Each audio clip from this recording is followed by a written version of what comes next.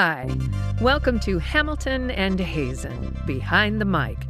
Join author M.L. Hamilton and me, I'm narrator Kelly Hazen, as we discuss our latest audiobook.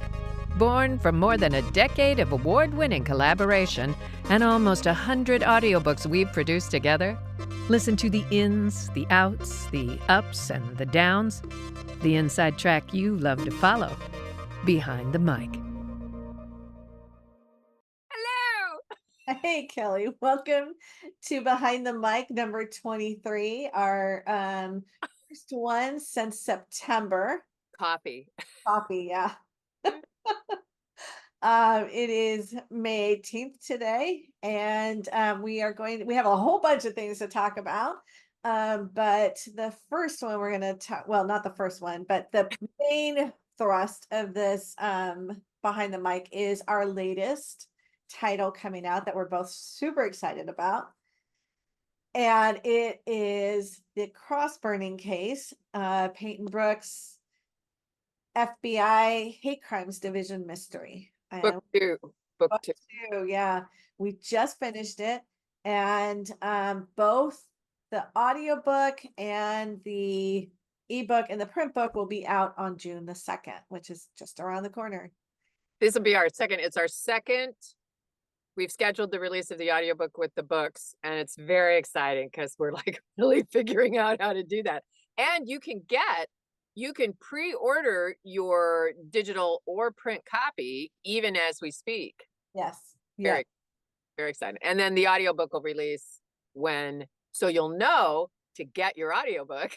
Exactly. But So mark your calendars, June the 2nd, and that book will be out. Yep. It's been a long time in coming, over a year, but we are here, and it's a big one. It's a monster book. So plenty of stuff to. It's a monster book. It's a 13-hour audiobook. It's it's a monster book because this book it's carrying a lot on its shoulders, I think. Yeah. Because it's the return of Peyton Brooks, FBI, or just Peyton Brooks full length. I mean, you've still been writing, we've still been recording the early cases and stuff like that, but this is the return of Peyton, and it was 2023. It was September 2023. I mean, it's over a year since it has been, or the fans have been banging at the gate. Yeah. So, and I think, I mean, that's almost like one of the most interesting things I think to talk about is because did you feel that pressure that the book, that it had been over a year and that this mystery had to be extra special? I don't know that I don't know that I felt the pressure to make it extra special. I know that I was getting a lot of emails from people and messages on Facebook and stuff asking for when the next book was going to come. And I kept putting it off and putting it off because I'm very determined that I'm not going to produce a book quickly just to get it out. I want the book to have the quality that I feel like this one does. And so it took me, I think you and I were talking about it was over 4 months of writing, which is a long time for me for writing. You said it just actually, I'm going to post it on Facebook. I have the text thread of when you finished writing. And I think you said you started on December 21st. Yeah. So I started back, and when I mean I was writing, I wrote on it every day. So it wasn't like I was taking weeks off or anything. This was when did you start the research? But December 21st. That's when this book, I mean, this book it's, as I was recording it, it was like, oh my God, there's like so many plot lines, and you had to pick up threads, stories, and I sensed that there was the writer was taking responsibility for the fact that we hadn't talked about these stories, we hadn't heard about these stories, and so there was the added burden of not only keeping the thread, like not dropping a stitch, but sort of going back and making sure we understood without it sort of being exposition, past exposition. when we were last on, yeah, I'll those remember. yeah, those recaps that they do in TV shows. Yeah, we can't really do that with the books, but yeah, Within the context of the novel, yeah, uh, so there were the storylines themselves, and then there was the development of the storylines. So you had the storylines, then you had the way they were developed, because we talked about this regarding the epilogue. yeah, That was a kind of putting the cart before the horse, but that epilogue was really masterfully done, because you keep the epilogue really concise. You had all these things to tie up, yeah. and yet in some way make us want to come back for more. And it was, I just found this whole novel quite masterful on your part. I mean, I've read, what is this? This is our 83rd book. Yeah, it's a lot. Let me see. Yeah, no, it is. It's 83rd. And it just to, and yet still it's so fresh. 84 with this new one.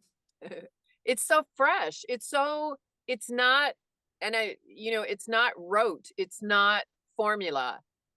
I was so thrilled. And, so we're recording this at 10 o'clock in the morning on May the 18th. This is my coffee. So if I'm wound up, that's why I'm in my jammies. Um, yeah, as I was recording the book, I remember it felt, I really loved going to work every day. It was like, I am so glad to be back with these people and to be able to, reintroduce myself to these people. But also, and it was interesting because I've matured, in the 2 years, the year and a half, they've matured. And there was a moment of, oh my God, do I sound the same? And then, they wouldn't sound the same. It's been, and it was a pleasure. It just was a pleasure. It was fun. I enjoyed writing it. I really enjoyed writing it. It was very complicated. The Peyton books are always very complicated, and I do have to weave the stories in among each other. And so I have like just if you would see the notes, like it was just running copious notes on everything. And I had all these different documents, and I have two monitors, and I'd have everything that I was researching open on this one monitor, and then I'd be working on this one. And uh, Wow.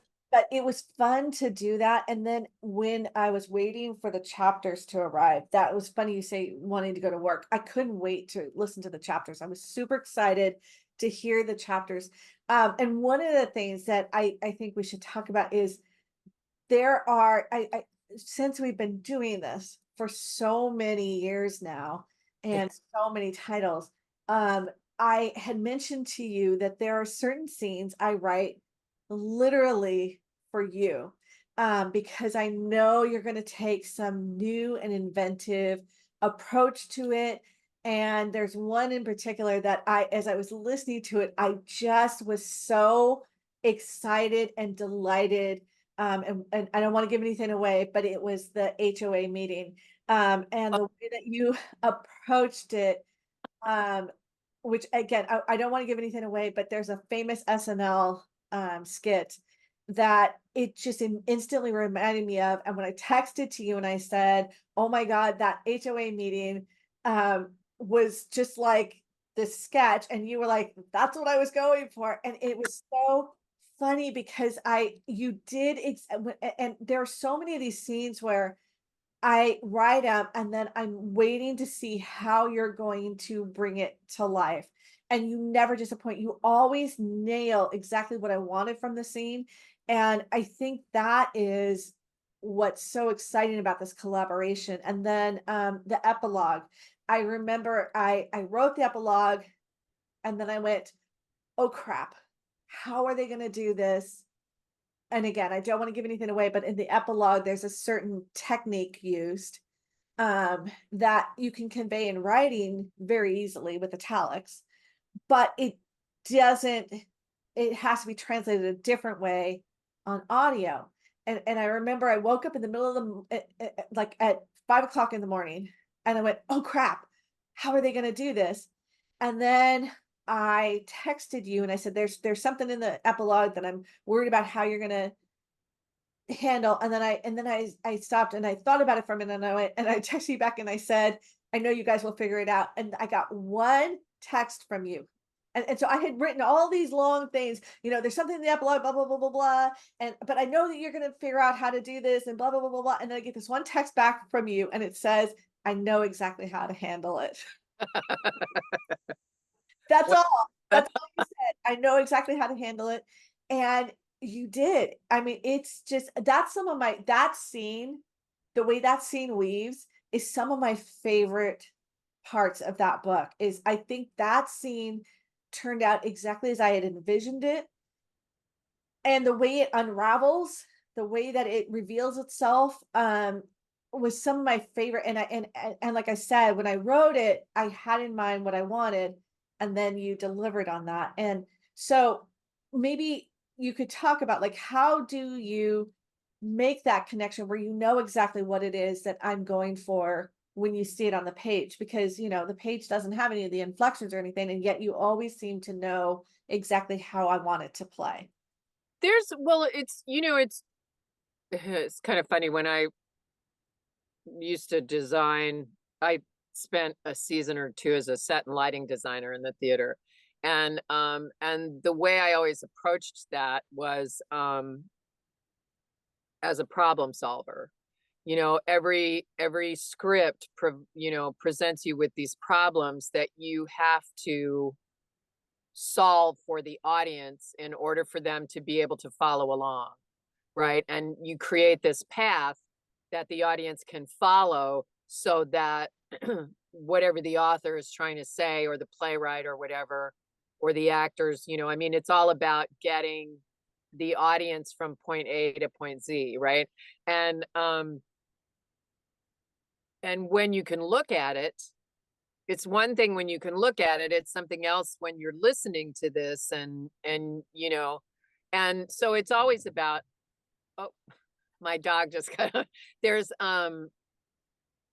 it's back to that thing. I only have so many elements I can work with, in terms of when you're listening to me. I can change the way my voice sounds, I can change the volume, and I can change I change the way my voice sounds, meaning like a dialect or something like that. I can change how loud I am, which is challenging in a microphone situation.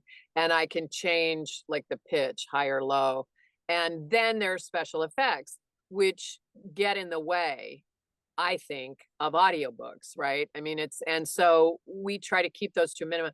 But this one, it's just, we actually borrowed from World of Samar.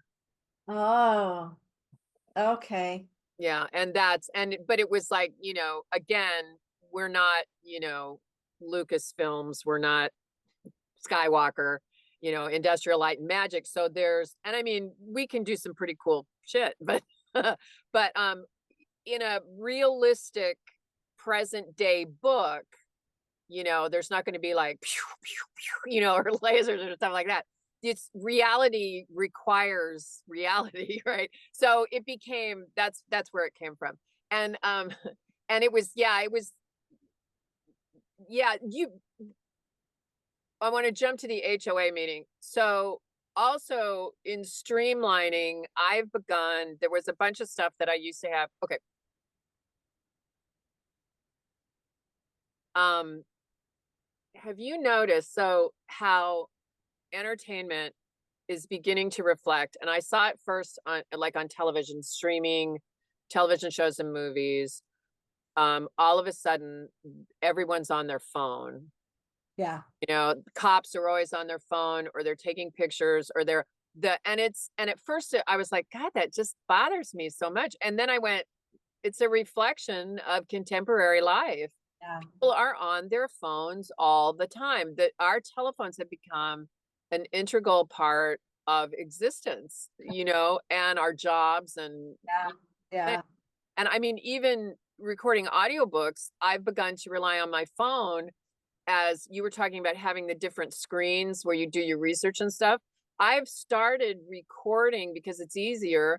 I've started picking up and just playing the character voices and putting them on voice memo on my phone because it's so much faster than clicking, because the markers and Pro Tools on the audio files, as you edit the files, the markers move because the file will become longer or shorter. And so the markers won't always be right where the voice is. And so I would spend this time trying to find it. And then also, when you record as many books as we do for you in the Pro Tools file, there's all these tracks. Yeah. So here's the marker at the top. Oh my gosh, which track is it?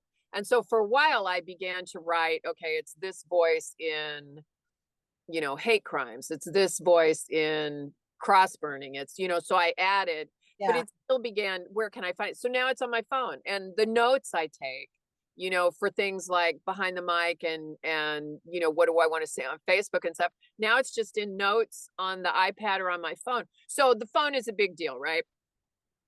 I've been trying in the recording to just streamline. What can I do? And the phone, I mean, I almost don't want to say how I do the phone because I don't want people to think about it now when they hear it, but it's something I can do, as opposed to doing something special in the editing bay. Gotcha. Yeah. Right. Yeah. So it would the same thing when this came up. It's like, okay, it's a microphone. Okay, they're at this meeting.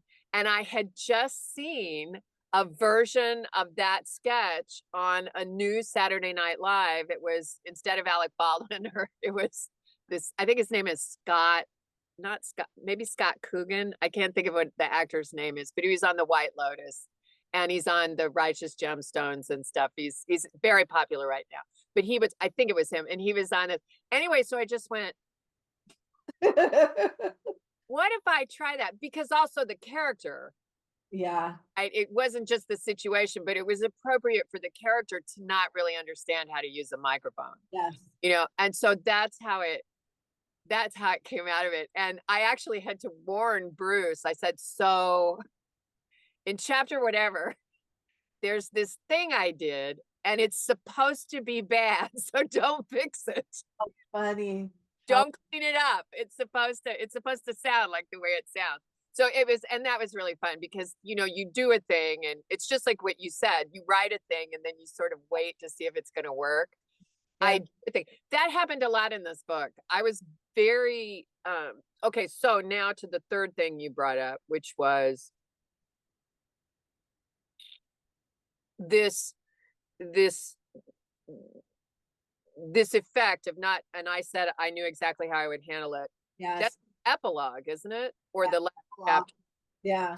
But you did that a lot. There was a lot in this book, and we've talked about how you work with tension before.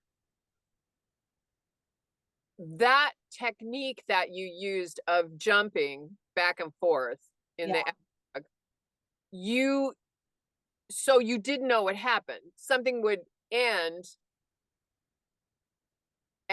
or it wouldn't end. It would climax, and then all of a sudden you were in this other place. Right. And it went back and forth and back and forth. So the tension, basically it built the tension. Yeah. But that happened in a lot of scenes. The interrogation, there's an interrogation where you think it's going one way, and then something happens and it goes this way, and then something happens and it goes this way. And it was that the Dante one, or was that the Peyton one? Peyton. Yeah. Dante too, actually, except I think Dante really only had one hard turn, like one hard left turn.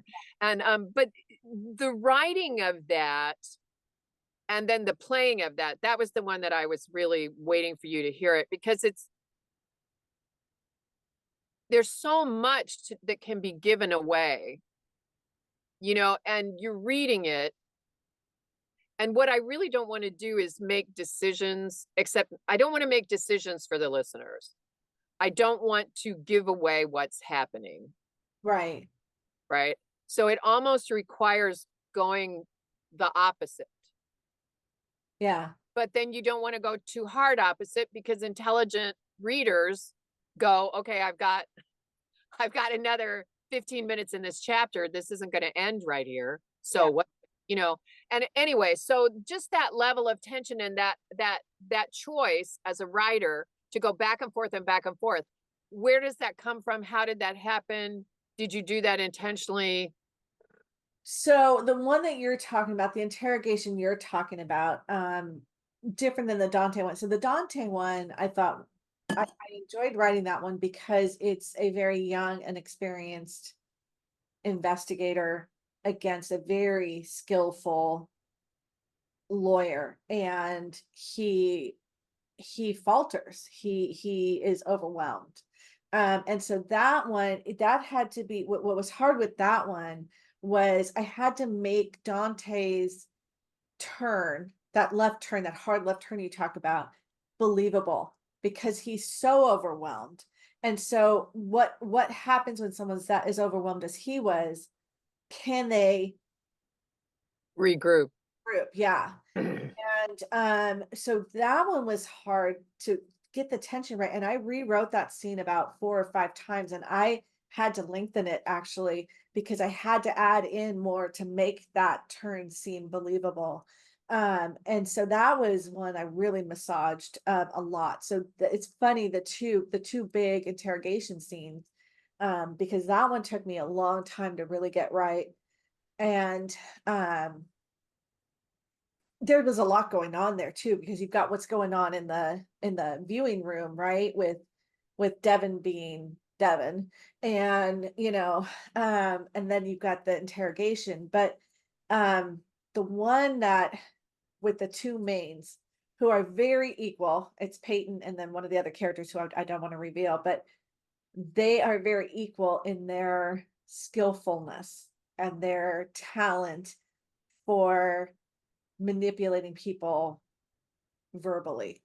And we know Peyton has that skill, right? That's been established through all of the many books that we've had, that Peyton is an exceptional interrogator and she can get people to confess things that they don't want to confess. She gets pitted against probably the hardest person that she's ever had to deal with, who is equally as clever, who is equally as talented, and in some ways maybe more skilled because of the background that that person has, And equally as righteous. and equally as righteous. Yes. And has some justification for why they come to this head off. I mean, I feel like this is going to be one that's kind of a gray area for some of our listeners. Is that character necessarily wrong? You know, does that character deserve any sort of punishment? And yet Peyton feels that the law is the law. And that one just wrote itself. Because I had, Peyton is like my alter ego. And then No, she's my alter ego.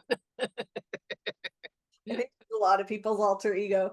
But the other character too, equally so, I love that character. I absolutely loved every scene I wrote for that character. And I almost, there was a part of me as it was unveiling, as it was revealing myself when itself when I was writing it. There was a part of me almost wished that she would win, that she would come out ahead. Yeah. But it's yeah. So that one, when I listened to it, that one, the tension starts up here already, like from the jump, from the moment they face off against each other, because it's been ramping up throughout the whole book.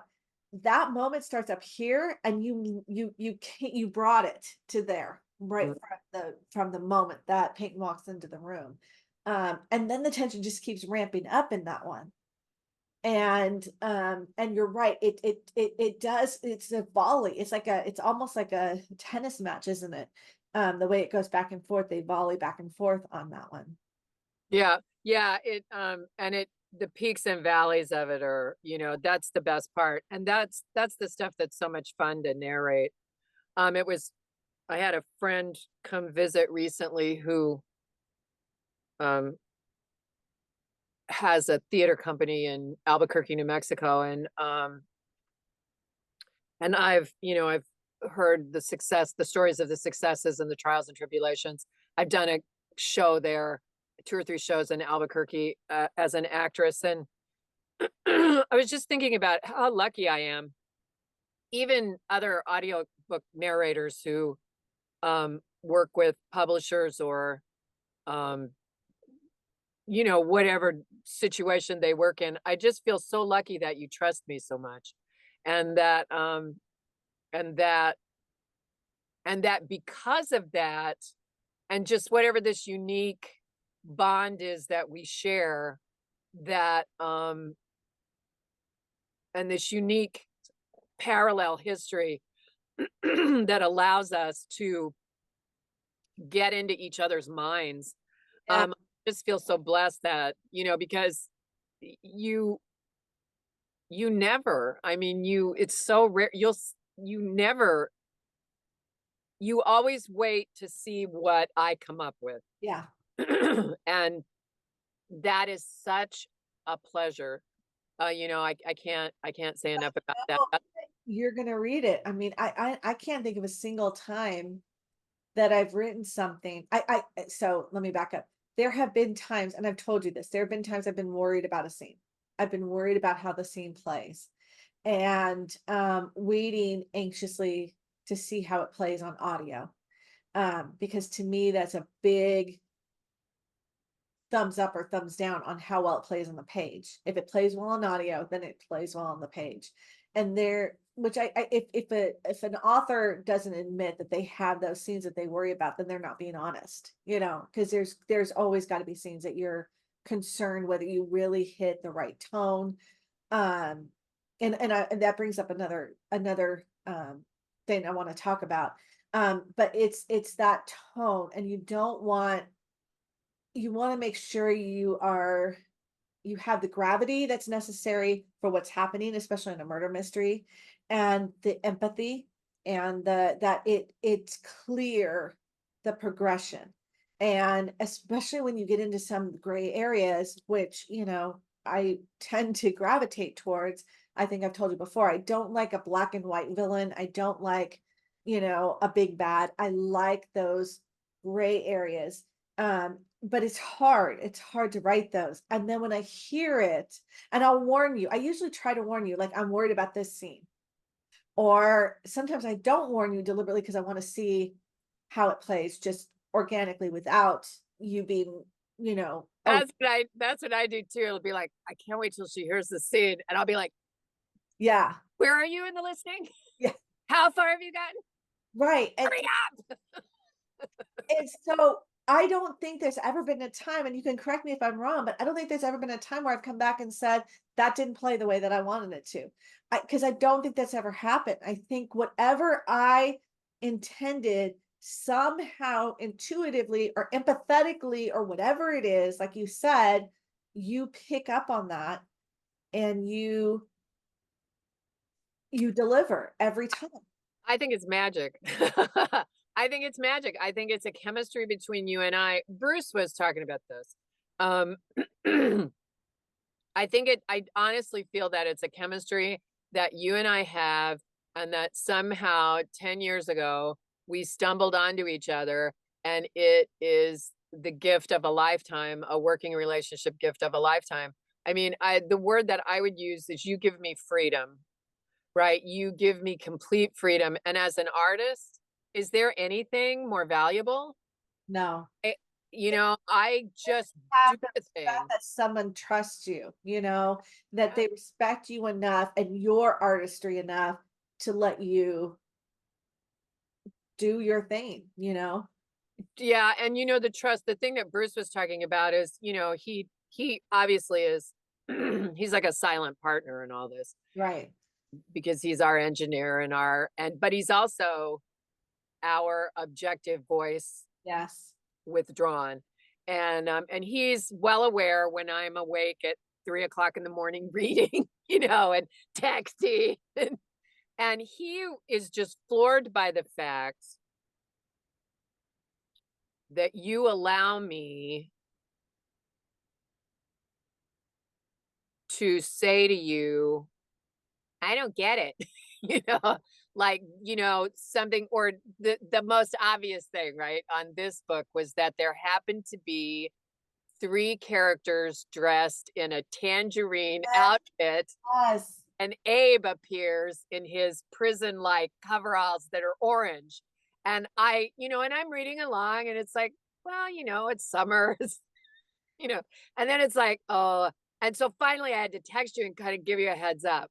Yeah, no, and those to me, that is such an invaluable insight like that. And there was another one where you said, I'm not clear on where they are.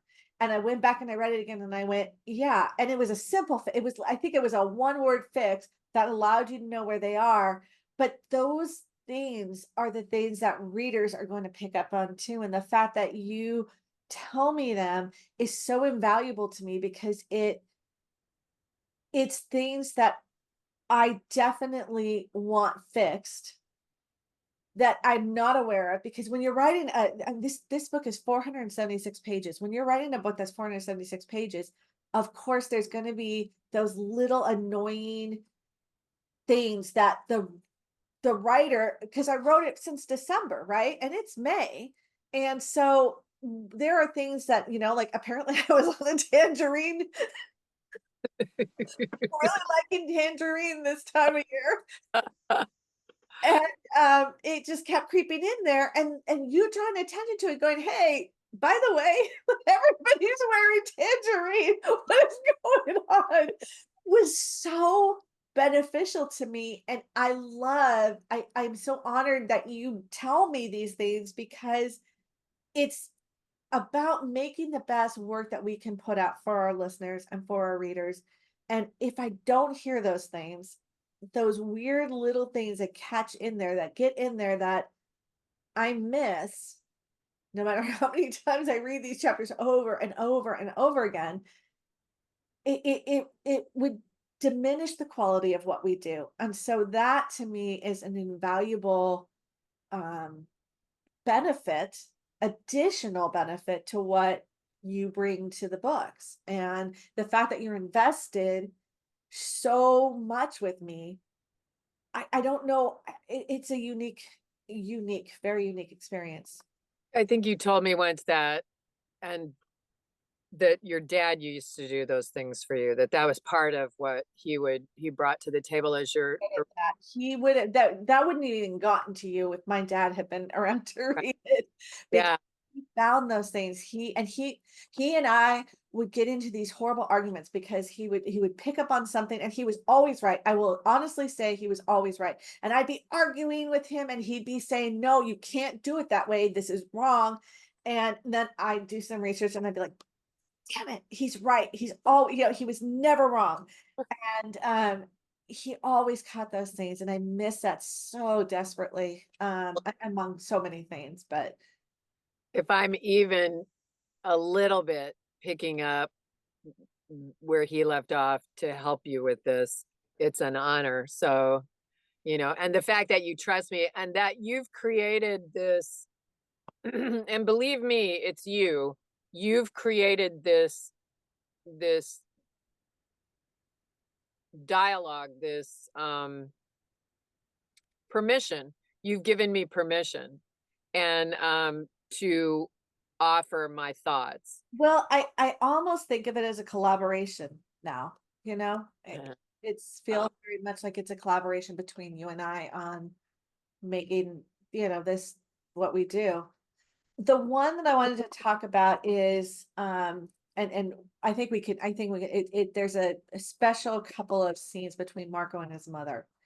And I those were one love of that the Marco is so much more in the book. I just want to throw that out there. I love that we're seeing so much more of Marco. I mean, that's part of what makes this book, probably why it's 400 and plus pages long and 13 hours long, is because now it's not just Peyton Brooks, it's Marco D'Angelo as well. I mean, they are on these juicy tracks and in their lives, and yeah, go ahead.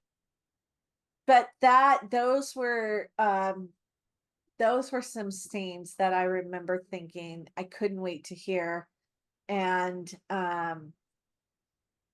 because they were one of those that the balancing act, that the tightrope act of between him being righteous and right and him being ungrateful, and trying to balance that um was a delicate waltz. And That's life. I mean, yeah, isn't that life? I mean, where you want what you want, but you're in relationship with this other person. And I think that's what makes your work so popular is that you write what people live and you give them an opportunity to look. I mean, and isn't that what good literature is all about? You give people hold up a mirror, right. and you give people an opportunity to really think about who they want to be. And yeah, the scenes with his mom that and they're tough because I don't agree with his mother, and how not to make. Yeah, I mean, there's if this were melodrama, she would be a shrew, Yeah. right? And but it's not melodrama, and there are people that will read and listen to this and that will be on her side. And and how do I it's both of our jobs, right? To give a voice to those people as well, to give them a home, a literary mystery home as well. It's a good point, because you're right. I hadn't thought about her side of it, because I can understand her side of it. The overwhelming fear for your child doesn't end when they become 18, right? It's not a magical suddenly you turn the switch, flip the switch, and you go into this advisory role very easily. You have to learn, and I've learned that through my own parenthood, is when I have to, no matter what my instinct tells me, where I have to back off, and it's it's not an easy dance, that knowing when to pull back from your adult children and letting them find their way, because you don't your instinct is always to protect, right? And your instinct is to shelter. And it does, like I said, it would be so nice if once I hit 18, you were like a mama dog or a mother cat, and you went, done, I'm through. It doesn't work that way with humans. And You so know, and I think, and this kind of brings the conversation back to the beginning. And I wonder if, well, I think you realize this, but it'll be interesting. I can think of 5 levels in this book where that idea of parenthood is layered. five five points in the plot. Maybe not plotness. Yeah, where in the various plots where parenthood becomes a factor in the telling of the story. 5 different places, 5 different places. And mean, I really love that uh John Irving is a master. Widow for One Year is the book I think of. Is a master at that. There's a point is made, a story is told, and then we weave through this incredibly textured world, up and down and across continents and back, and you know, and he brings it, angels dancing on the head of a pin. And it is like that you bring us this way of looking at an idea so subtly from all these different perspectives, and it's really wonderful because it makes the texture of the story so much richer. The threads, it's not just yeah. it's this, and so yeah. Well, thank Yeah, you. I thought about that, but you're right. There are some. it's a gift. All right. So, some of the things that we were going to talk about is, we got a BOGO deal with Audible. And if you buy one or you use a credit on one book, you can get the second one for that one credit. So you can get 2 books for 1 credit. And that BOGO goes on until the 21st. And it has been a game changer for us. We have just, I mean, knocked it out of the park with our audiobook sales on it's the Peyton Brooks Mysteries, the first box set. That's part of that BOGO. And I think almost all of our books, all of our audiobooks are included in this. I think it's I mean I've seen it's just crazy. And it's really nice to be given that because not all of independent authors have been included in this BOGO. And so thank you, Audible, for recognizing and rewarding us in this regard. But our sales are up. I mean, and so that's another reason we're celebrating. I mean, we're celebrating, we're here today because we have the June 2nd release coming up of this fabulous return to Peyton Brooks in the cross burning case. We're celebrating the fact that we have had, I mean, off the chart record sales, and it's only the 18th of the month. I mean, we have 3 more days on this sale, yeah, and they might even extend it. Um, I looked at it. You had gone, I think you had gone on your trip, and I pulled open our sales and I looked at it, and I like, you know, I felt like a cartoon character, you know, the eyes bugging out of my head, and I was like, going, going, and I grabbed the phone and I was like, Kelly, look at our audiobook sales right now. and then again last night. This was like a week later. Again, I was like, "Oh my God, Kelly, have you seen this? It's crazy. It's crazy." And I'm just excited because I think probably the door is being opened to a whole new audience of people that have yet to discover us. Because we're seeing sales across the genres. Yeah. Peyton has always been the banner, has always led the way, but Avery Nolan, Moonlight Trilogy, Zion, Year of Discovery, Samar, and it's very exciting. It's very exciting, which is just one of the many reasons we're celebrating because you're about to retire. Yes. And then we will be able to completely concentrate on your work and our work. Exactly. So exciting. 9 days. You have 9 days. I have 9 days left and then I will be free. Yeah. Full-time author. Yeah, so that's so exciting. And we've been talking about me retiring, I feel like for 2 or 3 years now, and it's finally here. The paperwork is all entered and the signatures have been signatured. And so it's a done deal. And I it's, think I'm going to cry. oh my God, we have been waiting for this. Yeah, it's so exciting. And so that What is your final day? What day? the 30th. Yeah. And we're brainstorming a potential book development visit to New Orleans in the fall for Oh, another Peyton. yes. In September, we're trying to figure out, negotiate that, and it's gonna be in conjunction with the BoucherCon that's in New Orleans this year. And And what is BoucherCon? huh? What is BoucherCon for our just to for For mystery writers and readers. So a bunch of mystery fans will be there. It's a convention. It's held in different cities every year. The next one will be in Calgary, Canada. And so it's like the big one. It's the big mystery convention. And what's really cool about it is that it's not just for writers, it's for readers too. And so readers who come to it have opportunities to meet some of their favorite authors, and get swag.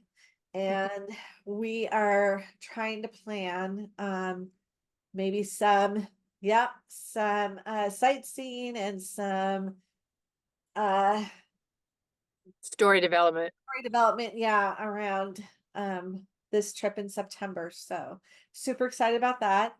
And then our next book that's coming out is it's going to be the Peyton Spring, is the Fallen Veil, which I'm kind of excited about. It's one of the early cases. And I'm gonna get started on that here pretty quick. So exciting. That will be our 4th title in the early cases. And then towards the end of the year, fall, winter, I'm not putting a time limit on it, but we'll have our final Zion Sawyer. Yeah. So we'll be closing out that series. I Yeah. can imagine. I was thinking about Zion. I was thinking about, because we talk about the other series, you and I, we talk about him a lot, and Avery Nolan holds a special place in our heart. But Zion is very special. That's a very special series. I almost feel like I want to. I almost want to, before we record the last one, I want to go back to the beginning and listen to all of them, listen to the progression. And in the meantime, I was going to say to you, let's get started on the next Samar. I know we always say that. And I did say I wanted to have that series finished by the end of this year. But I'm like totally pumped because of your retirement to just, I want to get, and because of working on Peyton, just being back with this, Yeah. I'm so at home But in our work. we have a bunch of people who have been asking for another Samar. So there is. And Samara is selling well in the BOGO. So, people are discovering. I always said once we finish World of Samara, it's going to be the series we can retire on. Except, look at you. But Well, I will say, I have to admit, this BOGO has really taken my stress level down a lot when I see what we've sold. I'm like, okay, maybe I can make this retirement thing work. isn't it funny? You do a thing, and it's like a what is it? A lick and a prayer or something like that, right? You do a thing, and A leap of faith, right? yeah, and I mean, I know a lot of people. I've worked with a lot of people that they write it, they have me record it, and then they sit back and wait. You know, they hope, fingers crossed. Um, I think that's part of why you and I click, is that as an actress, I didn't, go to school and then go, okay, hire me. I worked really hard to make industry professionals aware of me on all levels, and it worked out. It worked out really well. Um, you've done the same thing, and but it's still, even when you do that work, you have to accept that it might not pay off. It's a kiss and a prayer, like you said. It Yeah. really is. At the end of the day, you can say, well, I did everything I could. I did my best, right? And at the end of the day, in anything, that's all you can say. I did my best. So it's very gratifying to see it pay off, and to know that the books are getting into the hands of more people and new people. It's so invigorating and exhilarating, and many other ing words. Yeah. Well, we are so grateful to our listeners and to those of our listeners who have gone on this journey. And I think I know one of our listeners is a woman I work with, and she said, I've listened to everything, including the children's books. So I mean, that is just an unbelievable Yeah. joy. Yeah. Yeah. Yeah. I mean, you write it, I record it, and then they listen. And just as you and I have made a connection, we've made a connection with these listeners and readers. And it's just this, I so look forward to May 30th, when we can begin to stitch those stitches a little tighter, so that this group of people, that they can, hopefully we can provide more from them, Yeah. for them, we can listen more to them, and we can just, oh, just Yeah. enjoy this juicy time and this like-mindedness that we've found in this community of people who enjoy your work. Yeah. I know. It's so exciting. It feels like a new beginning. I mean, we've been doing this for a while, but this feels like a new beginning, and so much of the. My yoga mentor, Adrian Mishler, who is Yoga with Adrian on YouTube, and Find What Feels Good is the membership. And, yes, it's trite. Yes, it's overused, but the reason something becomes overused is because it's right. Every ending is a new beginning. Yeah. And am so excited about this new beginning for us. Yeah, I am too. I think just the freedom, right? To focus on what I want to focus on. I've never I mean, I've worked since I was 16. I was thinking about this the other day. I was thinking I've worked for someone else since I was 16 years old. And I'm 58, it's that's I think I paid my dues to where now being able to be the captain of my ship in all regards. Oh my gosh, I don't know if I know what to do with that level of freedom. It's just, You'll be great. You are great. And you know what? And you created this opportunity for yourself. well, I think that's really important. A lot of people reach retirement and then they just stop working for someone else and they retire. yeah, That's fine. You've created all this time, you've been creating this opportunity, yeah, or you've been building the ship yes. to Now cap. now it's time for us to set it sail. And on June 2nd, baby, the Yeah.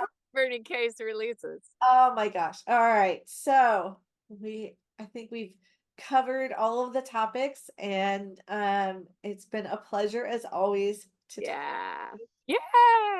Yeah. Look, so to our listeners, be ready for the cross burning case on June 2nd, and then look forward to all the new adventures we're going to be having for the rest of this year and Yep. to the future. So And if you're an Audible member, get on there and check out that BOGO. that BOGO you have till May 21st. Even if you don't get our title, get Oh, something. It's a great opportunity. absolutely. All right. All right, Kelly. So this has been Behind the Mic, number 22. Tw- Cross burning case 23. 23. 23. Yeah. Yeah. Cross. And away we go. Right. Happy retirement, my friend. Thank you. On the other side. Thank you for joining us for Hamilton and Hazen Behind the Mic. Visit authormlhamilton.net and kellyhazennarrates.com to join our newsletters for more insider news and views. Today's episode is sponsored by Phoenix Publication Services. PPS, Digital Shepherds. Let us ignite your writing goals.